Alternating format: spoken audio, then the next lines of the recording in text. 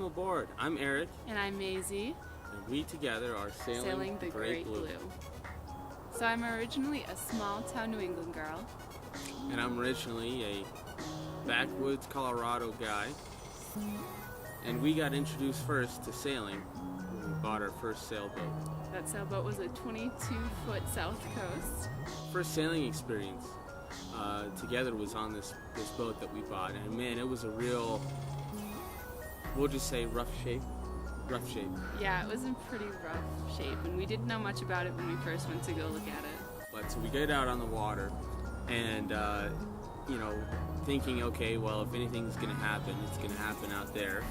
And that's our whole idea. Is we didn't, we never tested it out, and it was to us. We did a self-survey because it was we picked it up really cheap, $1,000, and sort of like, well, if there's anything wrong, just get some duct tape or something on it and put a patch on there. But it took a lot more than duct tape to fix.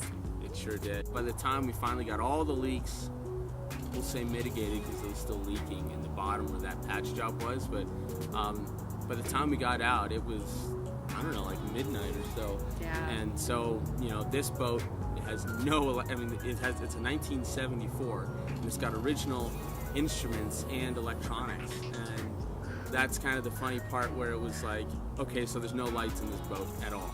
We were pulling out of the harbor, just the launching dock rather, and it's pitch black out. There's maybe some lights off in the distance, no real navigation lights or anything else, which is pretty sketchy. But for lake sailing and that late, we had someone on the bow looking out the entire time to see what was out there.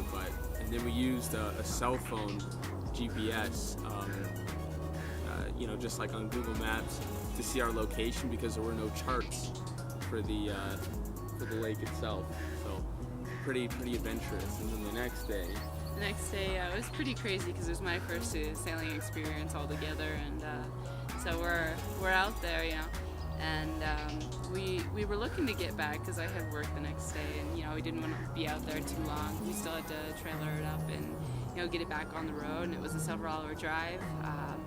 It was really interesting because all of a sudden, these winds come out of nowhere, like absolutely nowhere, and they just keep picking up to probably like 35, gusting to 40 knots. It was actually a dust storm, and that was real difficult because the wind was blowing in the wrong direction. We were trying to get back, and one of the people we had on board, he was just screaming to get off. He hated it, and I was real afraid too because we ended up keeling over one time so far that our hatch just fell right off the boat, and it just sank directly into the water, and to never be found again. But that was kind of funny. That was a good time. An interesting time, of course. Yeah, we took the boat out several times afterwards, and unfortunately we are in Colorado at the moment, so there aren't a whole lot of large lakes around here, so it's almost impossible to get it out and actually enjoy a time around. But yeah.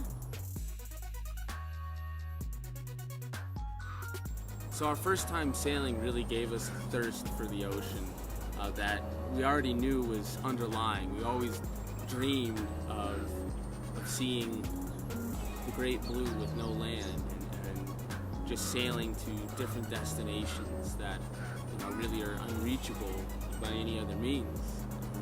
So just that whole idea of discovering what's really beyond the horizon, not just looking it up in some map, but actually going there and seeing it. So then you get to meet the local people, you get to see the environment, the whole wonders and intricacies of each new place that you visit. Yeah, I'm definitely excited about heading out to the ocean. I'm sure there'll be nothing like it. Because to me, sailing in the lakes is just a little bit frustrating, I guess, because you aren't really headed anywhere. You're just kind of like out there, and you're just there. You can't go anywhere, you can't do anything. You can't do some snorkeling or diving or see any really amazing things that you just wouldn't be able to see out by the ocean, of course, or the sea. So in our next video, we'll be heading out to Florida to show you some of our boat, but also getting her ready for the next big sail to Texas. And we'll also show you how buying a boat is a really complicated process. See, I went in there like thinking it's just like buy a car, here's the money, take it with the keys. There's no keys. Well, I mean, our boat doesn't have any keys. Don't need no keys. Doesn't need any keys. It's got a whole lot of sail for that. But we'll show you all the difficulties that we encounter and the whole sea trial and everything else in our next video. Till then, stay tuned for our next adventure.